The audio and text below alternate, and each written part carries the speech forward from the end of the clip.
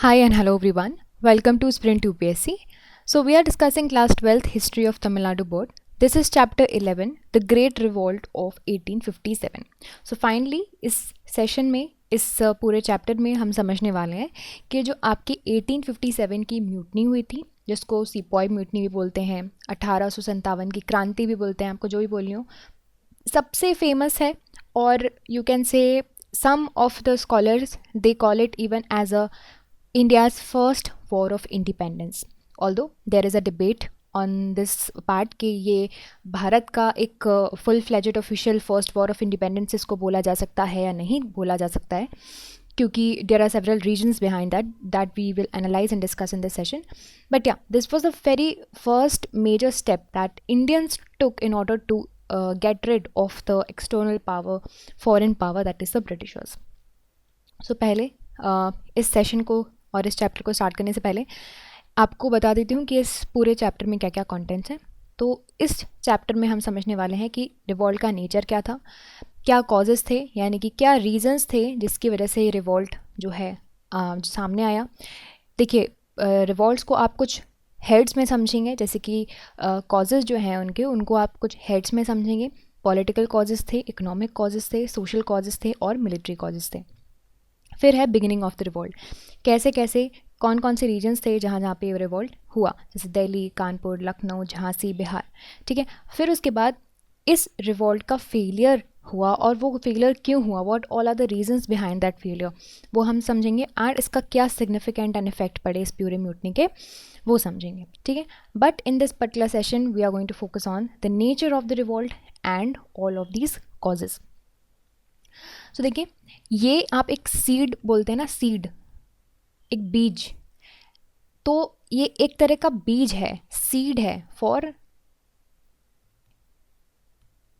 Indian nationalism. ठीक है.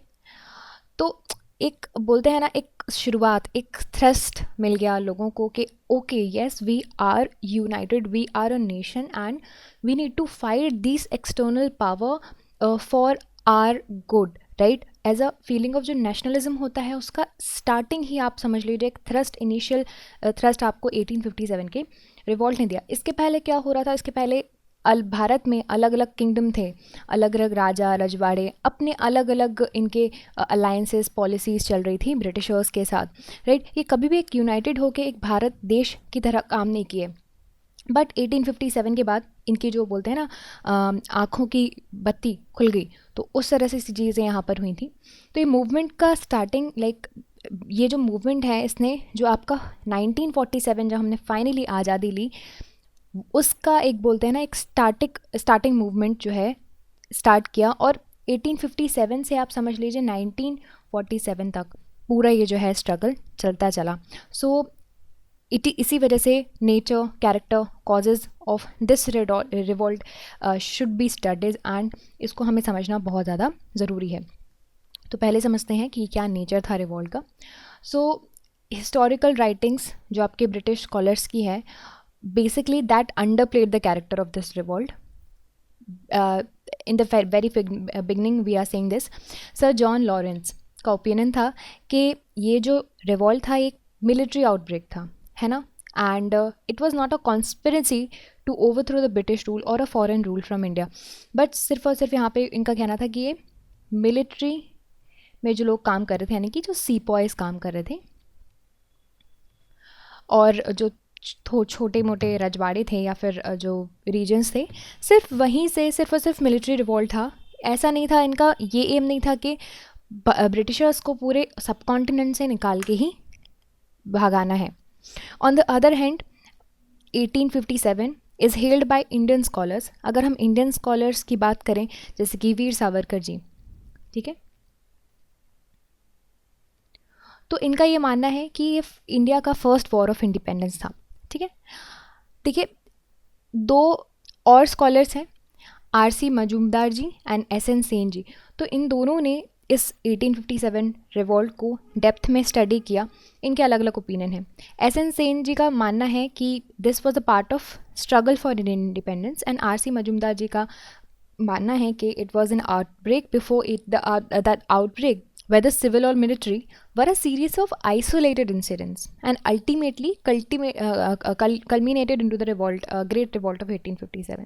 तो इनका कहना था 1857 के पहले जिस भी तरह की छोटी मोटी म्यूटनी हो रही थी, छोटी मोटी अपराइजिंग्स हो रही थी, वो एक आइसोलेटेड इंसिडेंट है. यानी कि सपोज मान लीजिए दिल्ली में कोई रिवॉल्ट हो रहा है और राजस्थान में कोई रिवॉल्ट हो रहा है और साउथ में कोई रिवॉल्ट हो रहा है, तो ये अपने अपने हिसाब से अपने अपने में लड़ रहे थे, आइसोलेटेड थे, एक दूसरे से इनका कनेक्शन किसी भी तरह से नहीं था या ना ही एक दूसरे के लिए लड़ रहे थे. बट 1857 के बाद अल्टीमेटली ये एक ग्रेट रिवॉल्ट बना. ठीक है, अब समझने की कोशिश करते हैं कि क्या क्या कॉजेज़ थे इस रिवॉल्ट के. तो पहला रिवॉल्ट का कॉजेज़ था पॉलिटिकल कॉज. ठीक, सो पहली बात, जो discontent and disaffection which was maintained in the form of revolts against Britishers or British government, that was not confined to the ruling chief and royal families alone. You need to understand that up till now Britishers have brought many policies. They have taken away everything from these royal family and the royal chiefs. इस तरह की policy जैसे कि subsidiary alliance policy वगैरह, तो इन सारी policy से, and most importantly doctrine of lapse, तो इन सारी पॉलिसी से अब तक क्या कर लिया था इन लोगों ने, ब्रिटिशर्स ने Indian royal family and chiefs से उनके सब कुछ ले लिया था, सिर्फ वो पे पेंशन्स पे रह गए थे.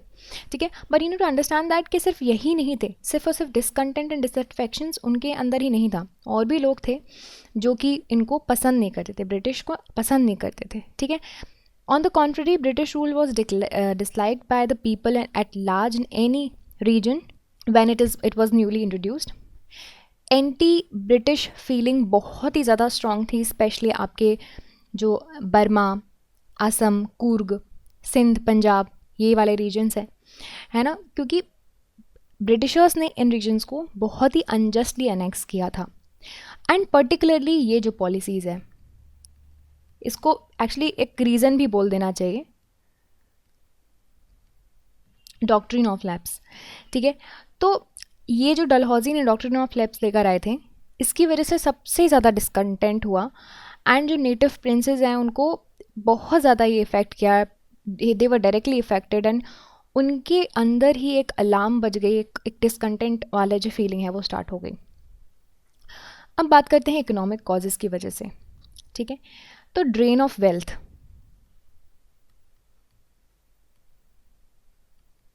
ओके, सो अब ब्रिटिशर्स क्या कर रहे थे, हम एक चीज़ समझ चुके हैं कि रॉ मटेरियल्स हमारे यहाँ से लेकर जाया करते थे अपने देश में, वहाँ से फिनिश्ड गुड बनाया करते थे, और यहाँ पर आके वही रॉ मटेरियल का जो फिनिश्ड गुड्स है उसको एक्सेसिवली हाई प्राइसेस में इंडियन के मार्केट में बेचा जाता था. ऑल्दो वो जो प्रोडक्ट होता था वो इंडियन मार्केट के जो हैंडीक्राफ्ट प्रोडक्ट्स हैं उससे सस्ता होता था. इसकी वजह से यहाँ पे जो है हमारे यहाँ का जो इंडस्ट्री है वो डिस्ट्रॉय हो गई थी. ठीक है, भारत की इंडस्ट्री, इंडियन इंडस्ट्री डिस्ट्रॉय हो गई थी. ठीक, उसके बाद लैंड रेवेन्यू, अब ये कौन कलेक्ट करता था, ब्रिटिशर्स कलेक्ट करते थे. ठीक है, वो भी दिन ब दिन बढ़ते जा रहे थे. सो ये दो हैं, ये कॉमन फीचर्स हैं आपके जो लेटर हाफ है 18th सेंचुरी का, कि किस वजह से आपका इकोनॉमिक कॉजेज़ बढ़े. ठीक है, ईस्ट इंडिया कंपनी ने अपनी पॉलिटिकल पावर तो अटेन कर ली थी, एंड इस पॉलिटिकल पावर को it uses to fund the growth of British trade and commerce in the cost of Indians. Britishers ने भारत का ट्रेड मैन्युफैक्चरिंग बहुत ही बुरे तरीके से जो है डैमेज कर दिया था, क्योंकि उसने यहाँ पे जो बहुत सारे टैरिफ्स लगा के रखे हुए थे इंडियन मैन्युफैक्चर्ड गुड्स पे. ठीक है, और सिर्फ जो ब्रिटिश गुड्स हैं उनका इंपोर्ट जो है वो एंकरेज करते थे. राइट, उसके बाद in England the ruin of old handloom weavers was accomplished by the growth of the machine industry.